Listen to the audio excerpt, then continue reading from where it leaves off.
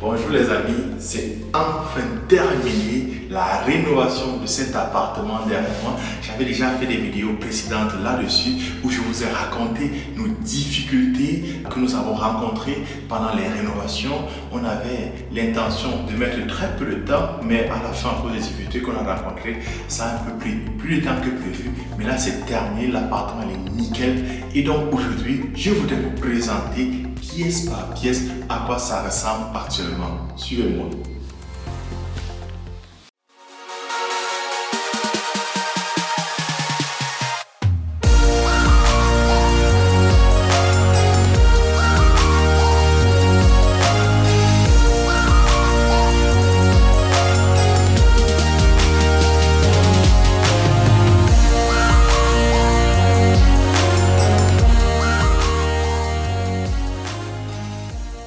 Mais avant qu'on ne débute la visite de l'appartement et je vous fasse découvrir le highlight, ce qui a été fait par mes artisans, je voudrais me présenter à vous pour ceux qui ne me connaissent pas encore. Moi, c'est Séverin Papou, je suis investisseur immobilier en Allemagne depuis une dizaine d'années.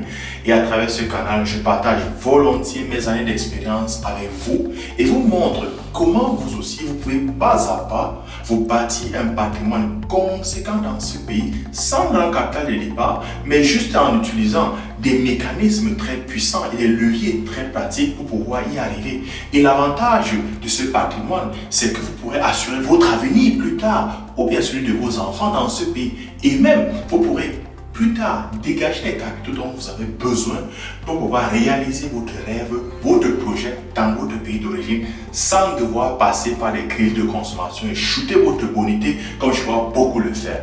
Donc, si toi aussi tu t'intéresses à l'investissement immobilier en Allemagne, je t'encourage déjà à faire le premier pas en t'abonnant et en activant la cloche de notification et aussi en partageant massivement ma vidéo autour de toi. Donc maintenant que vous êtes abonné et que vous avez commencé à partager massivement mes vidéos, on peut commencer la visite. Là, nous sommes présentement dans la première pièce. Dès qu'on ouvre la porte d'entrée, ça c'est le loggia. Vous voyez ce qu'on a fait. Le sol ici, là, c'est les carreaux. Qu'on a mis des carreaux parce qu'avant, c'était un peu des carreaux grand-mère façon l'ancien. Vous pouvez regarder l'ancienne vidéo. Donc c'est du 60 par 60 que j'ai mis. C'est assez clair et vous voyez les murs sur des repeints là, tout a été fait, le plafond ici qui était ici en bois, vous avez des planches, des lattes là comme ça en bois, ça on a fait vraiment le Regipsplatte, vous voyez c'est vraiment tout droit, c'est super beau et c'est aéré, on a l'impression que la pièce est beaucoup plus grande, pourtant on n'a pas changé les dimensions, c'est la même pièce. On va rentrer dans l'appartement et là je continue à vous expliquer au fur et à mesure ce que nous avons fait.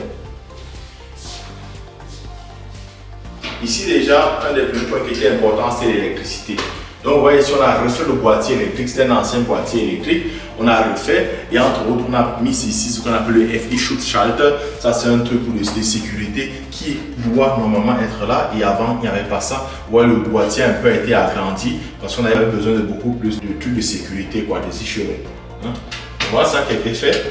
Et ici là, vous voyez, tous les murs sont blancs, donc ça a été repeint en blanc. On a le plafond ici. Le plafond avant ça, c'était les planches là que vous avez dans l'ancienne vidéo. Ça, on a mis le Regipsplatte, donc c'est tout droit et c'est la même hauteur partout. Comme vous pouvez voir, on a mis les spotlights. On voit les spotlights au couloir. Ça donne vraiment cet aspect là. Quand vous rentrez dans l'appartement, cette première impression que vous avez, c'est ça qui compte pour le client. Donc déjà à l'entrée, il ne faut pas se louper. Il ne faut pas faire un truc que le client va voir, ouais, c'est un peu là. Parce que la première impression compte beaucoup. Il n'y a pas de deuxième chance, il n'y a pas une deuxième chance pour la première impression. Donc, soit c'est que c'est du top ou bien c'est du flop. On continue maintenant. Et aussi le sol, on a laissé le sol, ça c'était le parquet qu'on avait ici au sol. Donc, partout ce que vous voyez là, c'est le parquet qui était là. On a laissé ce parquet. Mais juste à l'entrée de la maison, à la salle de bain et à la cuisine, c'est juste là que nous avons fait, on a mis des nouveaux carreaux. On continue. Là maintenant, ça c'est la cuisine. Cette cuisine, elle était déjà là. Et puis c'est une ancienne cuisine, mais qui est en super bon état. Donc avec des appareils de marque, des appareils Siemens. Vous savez, dans l'appartement, ce qui donne la valeur de l'appartement, entre autres, en plus des toilettes, c'est aussi la cuisine, quoi. Parce que je vois beaucoup, on essaie souvent de vouloir économiser. Moi, j'appelle ça économiser au mauvais endroit. On prend un peu les cuisines un peu moins chères, là, 1000 euros, 1200 euros et tout ça. Bon, moi, je dis, si c'est vite un low cost truc et tout vite fait, tu peux le faire. Mais si c'est un bien que tu veux garder pendant des années, moi, je dis, il faut vraiment faire attention à la cuisine, avoir une cuisine vraiment de marque. Je ne vous demande pas d'aller prendre les trucs un peu, je sais pas, 30 000 euros, mais mettre de l'argent. Donc, j'avais mis de l'argent vraiment dans cette cuisine. Et vous voyez, c'est toujours bien.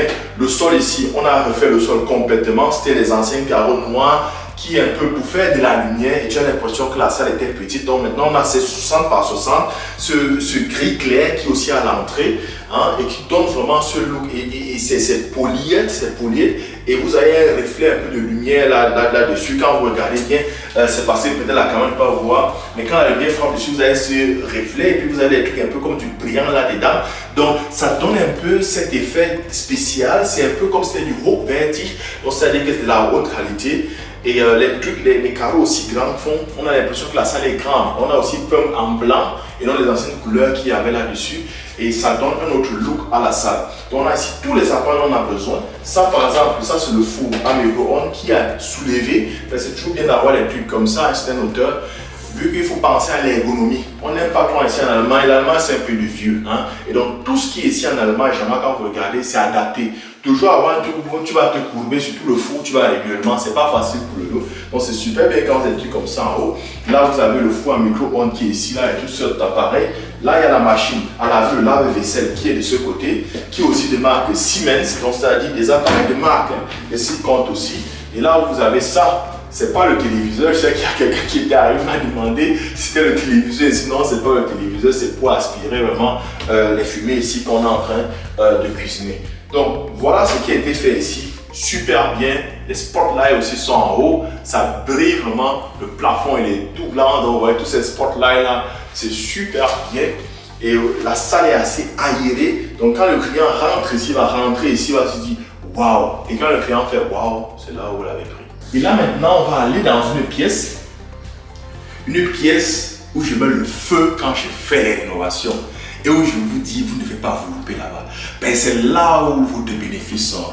Et c'est là où se décide du succès de votre investissement. La salle de bain.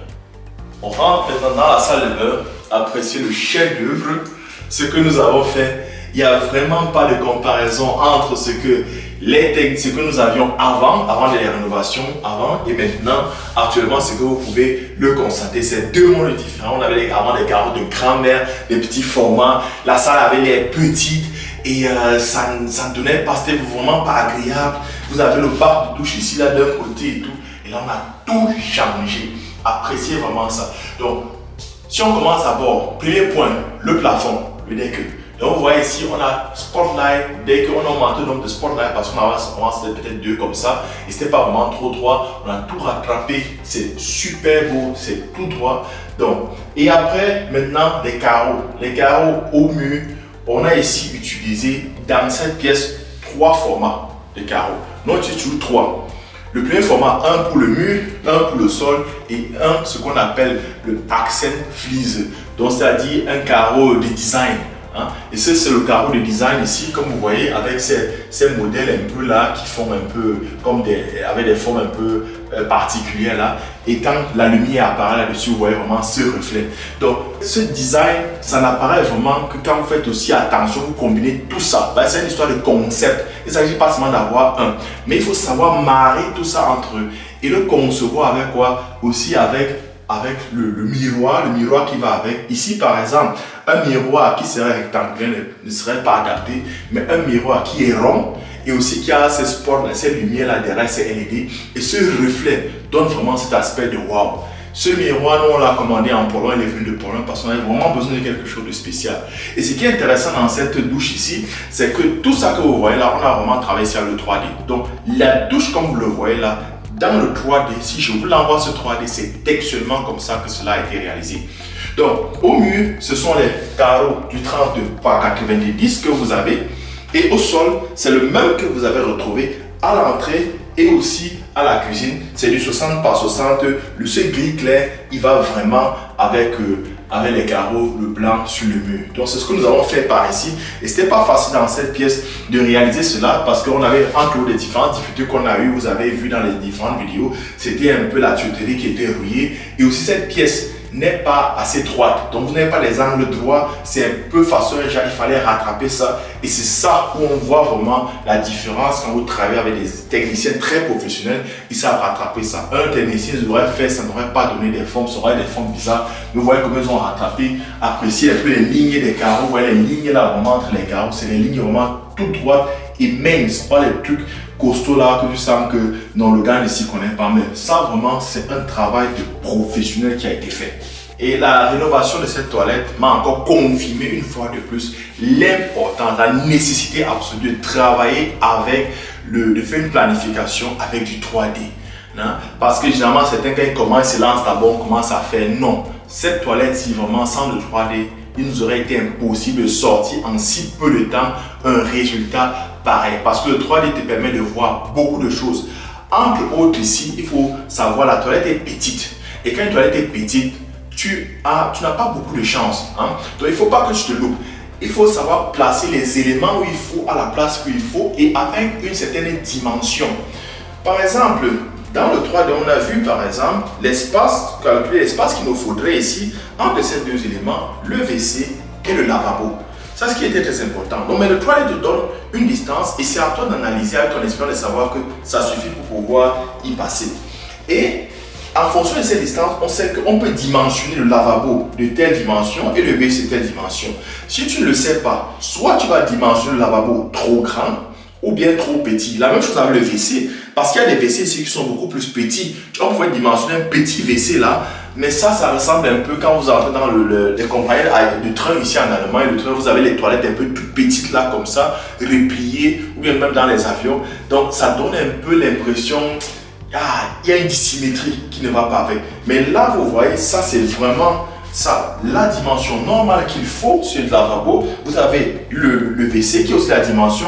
Quand quelqu'un est assis là, quand vous êtes assis là, vous avez largement beaucoup d'espace là entre vous et ce lavabo. Il y a aussi assez d'espace ici là pour pouvoir passer et aller maintenant au niveau de la douche. Et vous voyez aussi avec la douche, on a cette vitre là qu'on a mis ici qui sépare vraiment la partie de la douche et ici de l'autre partie. Donc, vous pouvez rentrer là facilement et vous pouvez refermer cela et vous vous retrouvez directement de l'autre côté de la douche. Et là, c'est en vitre. On met de la vitre, pas les trucs un peu plexiglas en plastique façon genre. Ça donne un peu l'aspect moins cher, quoi. Ça, c'est du bas de gamme de moins cher. Ça vous coûte un peu de main lavée, mais vraiment, ça, c'est le haut de gamme. Ça donne une impression de votre douche que waouh, ça donne vraiment du wow effect. Parlons maintenant des éléments que nous avons montés et comment est-ce que ces éléments, le choix de ces éléments crée une certaine harmonie que le client rentre et dit waouh, ça me plaît. Ou bien, si on n'avait pas monté ainsi, il pouvait rentrer et dire ça ne me plaît pas, mais il ne peut pas l'exprimer. Parce que notre œil, c'est-à-dire même quand on ne le sait pas, l'œil, il cherche des éléments qu'il revoit 2-3 fois dans une pièce. Et en fonction de ce qu'il voit, il envoie le message au cerveau, ouais, ça me plaît ou bien non. Il y a un truc qui marque, mais parfois il ne sait pas analyser. Entre autres, regardez un peu ce qui est très bien. Vous voyez un peu ce truc ici, ce tuyau aussi là, ça c'est le siphon. Vous voyez ce siphon un peu droit, ce style là, là c'est le style vraiment moderne. Quand vous avez ça, vous n'avez pas besoin de mettre une armoire là-dessus. Là en bas quoi. Donc je mets ça, ce sera la personne qui va louer ici. Tu peux acheter une armoire, mettre là. Mais on peut me laisser comme ça, quand vous voyez ça, ça sonne vraiment, ça donne vraiment du moderne quoi, c'est stylé. Et après ici en haut, vous regardez même ce que nous avons utilisé, un peu ce truc-ci pour l'eau. Hein, le Wasserhand, quand vous regardez, c'est aussi des trucs de marque. Hein.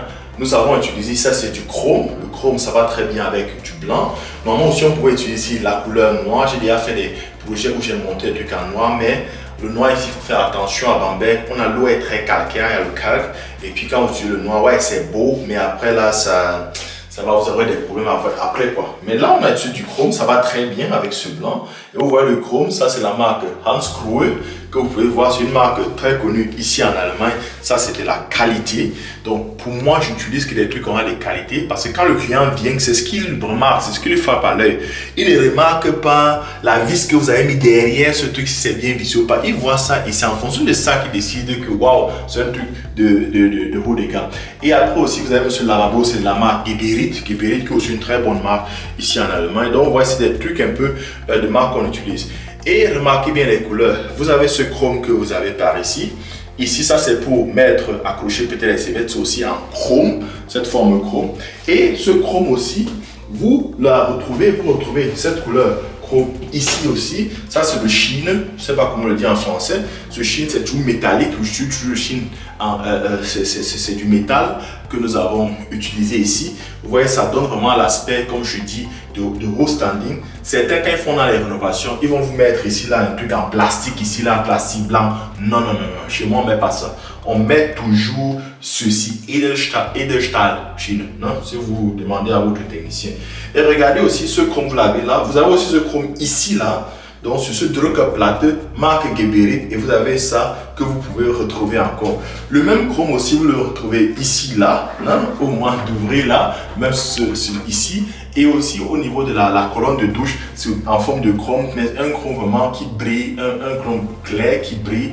Et donc, tout ça, l'œil voit, l'œil saisit, l'œil analyse comme étant un truc de haut standing.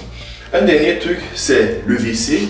Le WC, comme vous remarquez, la marque là, c'est pas n'importe quelle marque, c'est du Villeroy Boch. Hein. Ceux qui s'y connaissent un peu dans tout ce qui est céramique, ça c'est de la bonne marque. Donc quand le client rentre, il voit Villeroy Boch, il voit tout ça, il confirme. Là, il discute plus votre prix. Hein. Vous lui donnez le prix, lui il paye. Un autre point aussi hyper important dans cette douche, c'est à ce niveau, c'est ce codex que nous avons fait. C'est le béton que nous avons coulé ici. Et après, on a mis les carreaux là-dessus. Avant, c'était le bar de douche. Le bar de douche, oui, on peut toujours le mettre, on peut le mettre. Mais le problème ici, c'est que comme les armes ne sont pas droits, il fallait vraiment, ça ne peut pas être flexible, avoir un bar de douche à mettre ici. Et pour moi, les barres de douche, ouais, c'était pas vraiment trop pratique. On s'est dit, on va donc couler le béton. Ici, on a coulé ce béton. Et on a mis les carreaux. Et là, il fallait faire attention parce qu'ici, ce béton, comme on l'a coulé, il fallait aussi une certaine inclinaison. Donc vous avez l'inclinaison qui part comme ça là, vous avez du haut vers le bas parce que ici, ça c'est là où l'eau de la douche doit pouvoir couler. Donc il fallait avoir une inclinaison des deux côtés pour que l'eau ne puisse pas sortir de ce côté et aussi avoir une inclinaison comme ça qui est du haut là vers le bas. Donc l'eau maintenant, quand on ouvre aussi, j'ouvre la colonne de douche ici, si je laisse couler l'eau, vous allez voir, l'eau coule tout droit au milieu comme ceci. Ça c'est du professionnalisme. Ça, c'est du professionnalisme. Okay. C'était très important de le faire parce que sinon, ça allait aller dans tous les sens. Et ça, il faut vraiment être derrière les techniciens et contrôler. Et moi, mon chef chantier était toujours là. Ils ont tout mesuré. Et puis, bon, pour eux, c'était un truc tout à fait normal, quoi. Et donc, ça, c'est aussi la colonne de douche. Vous voyez sa forme. Ça, c'est aussi du hand screw. Hein. Ça, c'est vraiment de la bonne qualité. Et en haut, quand vous remontez là, vous voyez en haut, vous avez. C'est ce que les Allemands appellent le ring douche là pour prendre la grande douche et ça c'est de la marque Hansgrohe, couleur aussi chrome. Donc c'est la même couleur que vous retrouvez un peu partout dans la pièce.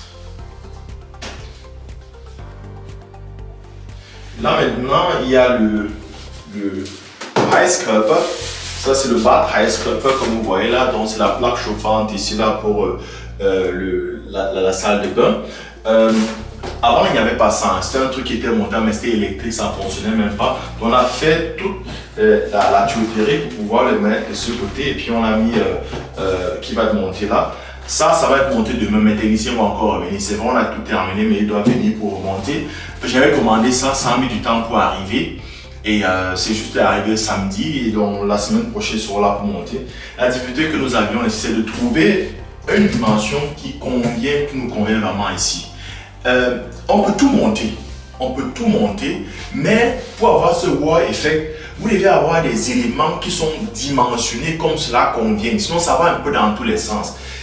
Et ici, quand on regarde dans les magasins, ils ont beaucoup plus de trucs, les trucs un peu plus grands, 1,20 m, ainsi de suite. Aussi, monter 1,20 m, vous allez avoir ce truc qui ça va jusqu'à toucher le plafond là-bas et tout, ou bien on peut avoir le plafond, ce qui n'est pas vraiment agréable à voir, quoi. Ça ne donne pas vraiment. Et nous, on voulait un truc de maximal 60 centimes de largeur et la hauteur maximale 1 mètre et ça il fallait commander. On a commandé ça, a mis du temps pour arriver, c'est arrivé. Et je voulais aussi avoir ce genre de bath ice cup. Comme vous voyez cette forme-ci, ça c'est vraiment du bon design. C'est pas un peu les trucs simples, nous à Foufsen que vous voyez un peu dans les magasins, mais que vous voyez chez les personnes. C'est un truc qui est vraiment style, design, c'est assez moderne, c'est ce qu'on utilise beaucoup plus aujourd'hui. Donc quand le client vient, il rentre, il voit tous ces éléments, vous n'avez plus besoin de discuter avec lui, vous n'avez plus besoin de le convaincre que votre prix est le bon prix. Il paye le prix, il vous supplie, mais il est content de payer. Voilà, maintenant ça c'est le salon, avec cette vue magnifique là sur le fleuve. Avec ce grand balcon que vous pouvez voir, on peut continuer d'avoir le balcon. Hein. Ça c'est vraiment super beau ici. Ici comme c'est l'été, il y a tous les bateaux qui passent ici pour aller en Autriche, en Hongrie, en Autriche. Ce grand bateau, il y a même un grand bateau qui vient de passer là tout à l'heure, pendant qu'on était dans l'autre pièce. On voit tout ça et bon voilà un petit bateau qui est en train de passer par là. C'est super beau ici, là c'est très calme. Vous avez une très belle vue là. Les gens qui font le sport là-bas. Ouais, c'est bon, c'est très beau. Hein? Les gens qui font le sport par là, c'est agréable de rester par ici. Quoi. Et ça, c'est des éléments qui comptent beaucoup aussi dans la rénovation et qui donnent le poids vraiment à votre bien. Ça, c'est des choses qu'on va encore prendre, on va aller jeter. Ça reste un peu là. Et ici aussi, je vais vous faire voir ceci. Ça, ce sont mes gars qui ont fait parce que le mur il était trop mince. J'ai voulu qu'on isole ce mur. Donc, on a construit vraiment ici une isolation. Ça, c'est l'isolation qui a dans vous entendez comment ça sonne creux. C'est pas le vrai mur. Donc, on a fait ça. Ça a été isolé. Le fait que c'était isolé, donc on consomme, il y a moins de perte d'énergie, ce qui aussi est bien pour les clients. Quoi. Là, vous voyez, là, comme c'est l'été, c'est tout le monde qui sort son bateau. Peut-être qu'un jour aussi, j'aurai ma chaloupe aussi, mon bateau de croisière où je vais être ici. Mais en attendant, on fait d'abord dans l'immobilier, il faut acheter et vendre assez d'immobilier. Et moi, j'aime pas trop l'eau aussi. Il faut qu'on rentre là. Donc là, vous voyez, ça, c'est cette grande pièce, le salon, avec ce meuble-ci, ce sofa.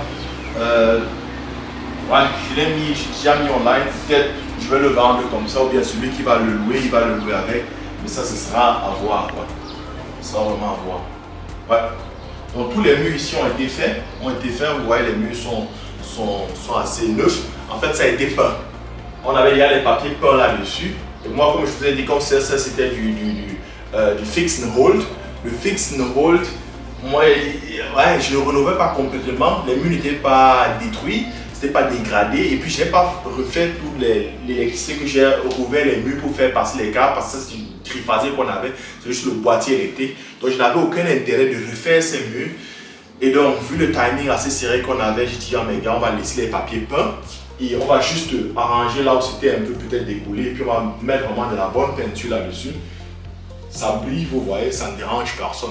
Mais en temps normal, quand je fais du fixe sur les papiers peints, moi je voulais toujours dire, je ne mets jamais les papiers peints. Quoi. Vous voyez qu'il n'y a pas de règles sans exception. Il faut tout s'adapter en fonction du projet, en fonction de vos attentes. Quoi. Vouloir mettre automatiquement ainsi, faire des murs lisses, je ne crois pas que le client, le locataire final, m'aurait donné 1 euro de plus parce que le mur est lisse. Quoi. Par contre, il m'aurait donné au moins 100 euros de moins parce que la salle de bain était vieille. Okay. Continue. Voilà, c'est la petite pièce, c'est le bureau, pas grand chose à dire. Ici, il y a encore quelques éléments qu'on va enlever. Les murs ici ont été lissés, ont été fait poutre. En fait, c'est parce qu'il y avait les papiers peints ici, c'était des papiers peints de grand-mère, c'était les vieux papiers peints.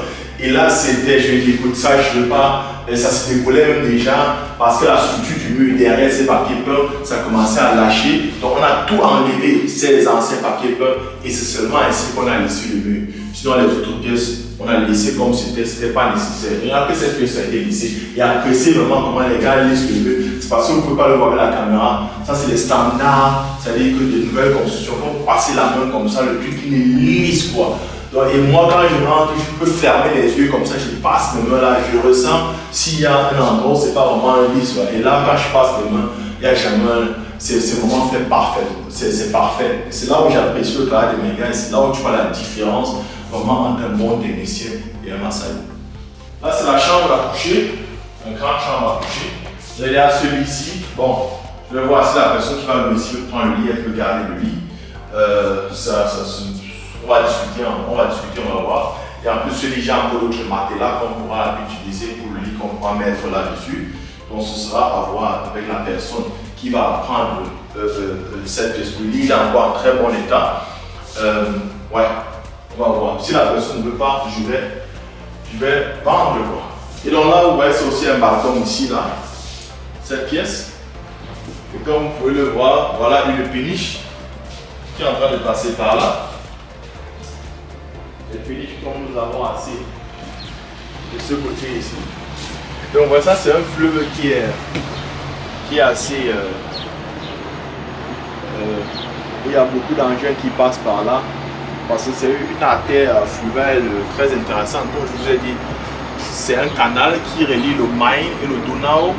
Le Main, finalement le Donau qui coule un peu jusqu'en Europe de l'Est là-bas. Donc ces bateaux comme ça, ils descendent un peu jusqu'en, comme je l'ai dit, en Hongrie et puis en Autriche. Et c'est super beau hein, de rester ici. Vous avez aussi un peu les bateaux aussi de complaisance. Là, vous avez par exemple la chaîne Antenne Bayern qui fait souvent des petites virées là et puis ils organisent des bateaux de fête, de party là. Un bateau qui passe avec la musique à fond. Vraiment, j'ai jamais suivi aussi une musique très forte et tout. Ils font de la bonne partie là. Moi, c'est amusant. C'est l'avantage qu'on a de rester ici. Mais c'est très calme et puis vous avez aussi un bon jardin ici en bas que vous pouvez venir passer du temps. Ça, c'est pour tout le monde qui est dans l'appartement. C'est vraiment super sympa par ici. Et c'est des trucs comme ça qui donnent de la valeur à votre bien et qui fait que le client final il est toujours prêt à vous donner l'argent que vous voulez quand vous allez soit vous vendre ou vous allez mettre en location. Nous avons encore un peu des choses par ici qu'on va enlever, on va foutre à la benne. Ça, ce sera fait la semaine prochaine. Et là, vous voyez aussi ce mur ici que j'ai fait, ça c'est le mur d'isolation, comme aussi au salon. C'est pour pouvoir empêcher qu'il y ait des fuites d'énergie. Très important aujourd'hui en Allemagne, quand on sait un peu toute cette problématique, cette crise énergétique que nous subissons. Et moi, quand je fais ça, c'est parce que je n'ai pas envie d'avoir des difficultés. Le mythe t'appelle, ouais, il y a telle chose et tout. Non, non, vous le faites une fois, vous le faites bien, vous le faites propre. Donc, comme vous avez pu le constater, l'appartement a été super bien rénové et enfin prêt pour être loué. Donc hier, j'ai passé toute la journée ici à faire du nettoyage contrôlé. Tout a été nettoyé parce que c'est la seconde étape qu'il ne faut pas oublier après la rénovation. Nettoyer très bien l'appartement, surtout même les vitres là qu'il fallait nettoyer. Et moi quand je les nettoie, je fais une petite parenthèse là pour savoir que ça a été bien nettoyé, bien rénové. Il y a des oiseaux qui n'ont cessé de cracher là dans la vitre parce que la vitre est super bien nettoyée. Ils n'arrivent pas à faire la distinction.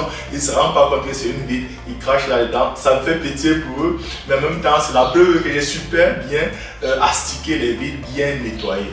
Donc tout a été nettoyé et après j'ai pris des photos. Et j'ai mis le bien déjà online. Je crois que je l'ai mis entre minuit et 1h le matin, donc très tard dans la nuit. Et là, j'ai été à mon réveil, j'ai été vraiment submergé des demandes, des mails et ça ne cesse toujours de rentrer là-dedans. Les gens sont super intéressés par ce bien, ils veulent le bien que le prix ne soit pas, c'est pas un prix standard, quoi. C'est vraiment un prix assez élevé. Et en fait, c'est quoi? C'est que quand vous faites dans le fix and hold, le fix and hold, c'est une stratégie qui exige vraiment de la qualité. Et quand vous faites de la qualité, c'est parce que vous visez une clientèle exigeante et qui a un pouvoir d'achat qui est fort. Et quand vous visez cette clientèle, vous devez aussi faire des rénovations qui conviennent à leur statut. Et donc, ces clients aujourd'hui sont en train de maigrir. Il y a entre autres un profil assez intéressant que j'ai trouvé. C'est un professeur docteur de Düsseldorf qui veut absolument avoir cet appartement, qui m'a déjà écrit 2 ou 3 fois. Moi, j'ai regardé ces messages-là. Donc, je crois que peut-être il veut être ici parce qu'il va enseigner ici à Bamberg. Donc, c'est des personnes, j'en ai souvent dans mes appartements. Il habite très loin. Il vient seulement là, il est peut-être, je sais pas, 1 ou 2 fois par mois qu'il l'a, mais le bien, en fait, il est presque toujours vide. Je trouve ça très intéressant pour moi parce que moins la personne reste dans le bien, moins le bien se dégrade.